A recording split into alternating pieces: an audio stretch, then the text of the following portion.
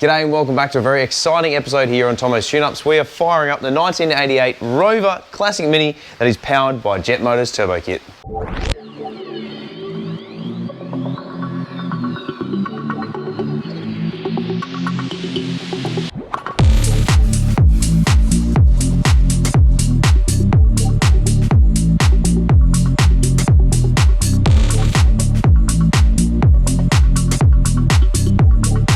Folks, welcome back to the channel. Thank you very much for tuning in. Like I said, this is a very special episode. We are going to fire this baby up for the very first time.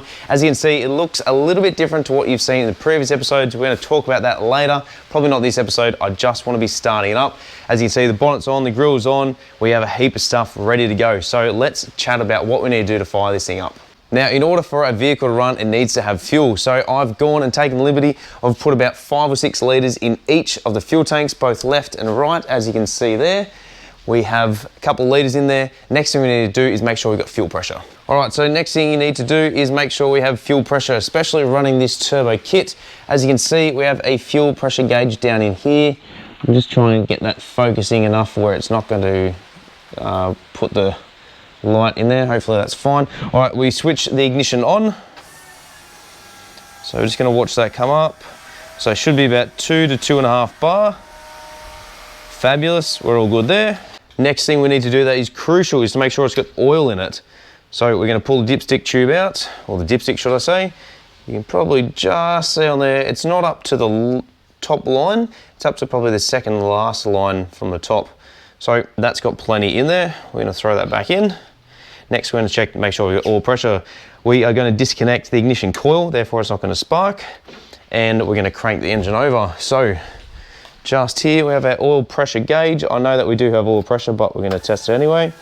Fantastic. We're going to give it a crank.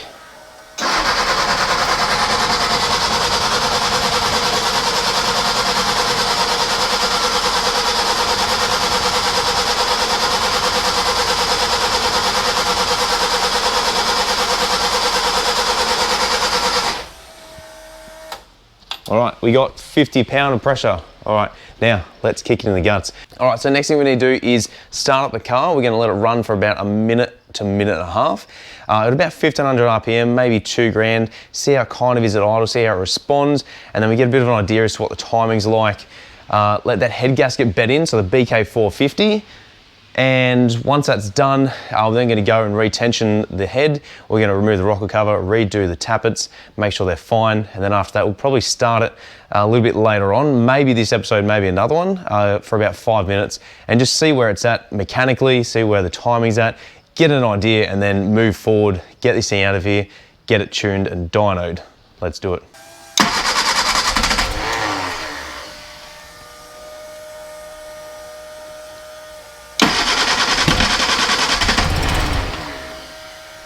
All right, she wants to fire.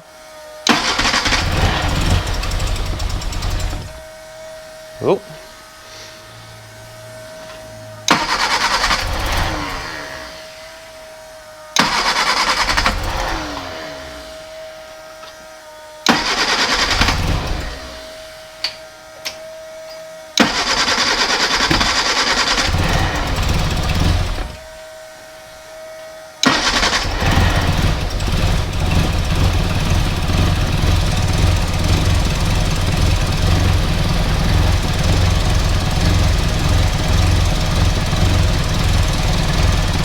Not getting any throttle response, which is a bit concerning.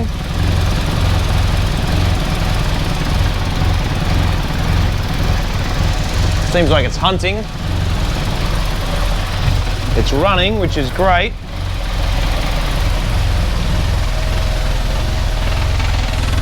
Charge lights on the dash. We have 50 pound of pressure. Let's see what's happening here. The usual smell, all the smoke is just from the everything that's kind of wearing in for the very first time.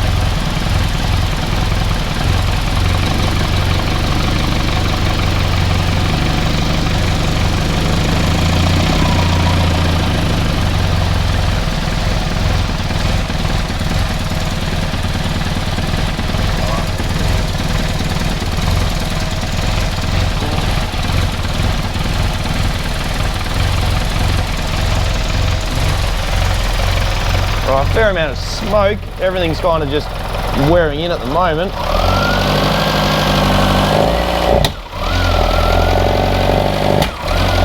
Oh, too much.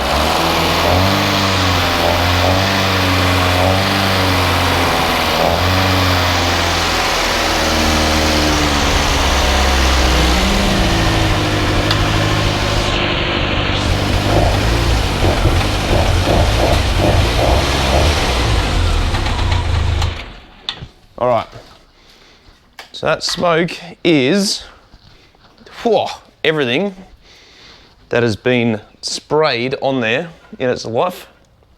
Whew. It's probably all the paint as well. That thing stinks. Just gonna open up this shed door a little bit more because, well, no, that's closing it. Whoops. Let's open this up. So generally when you rebuild an engine, everything that's in there needs to be able to bed in properly.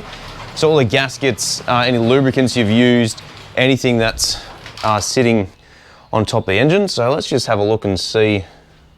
Yeah, so it's all the stuff from around the turbo, which is to be expected. It's probably also, when they've fitted the heat wrap, they've probably put some stuff in there to seal it, I guess, on the end here, because you can kind of see where it's coming from.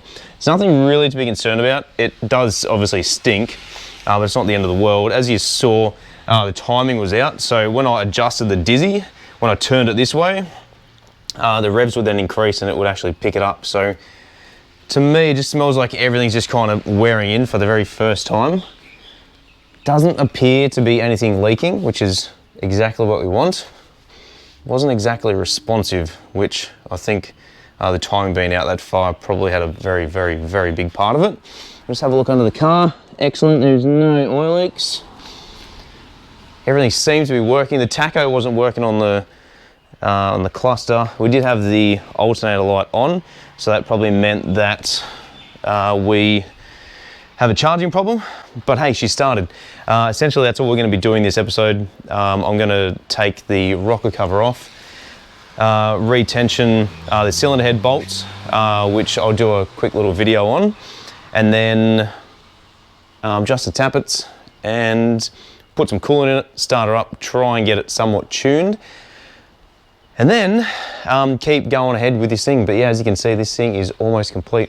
Super, super happy about how these things turned out. It has been quite a while between drinks from when we worked on this last, but essentially this is where we're up to. Well, that's it for this episode. Thank you very much for watching. We did get these things started. Yes, it's not running overly great just yet. We do need to do a couple of modifications and adjustments, so we're gonna do that in another episode. But until then, you will see this beauty right here on Tomo's Tune Ups.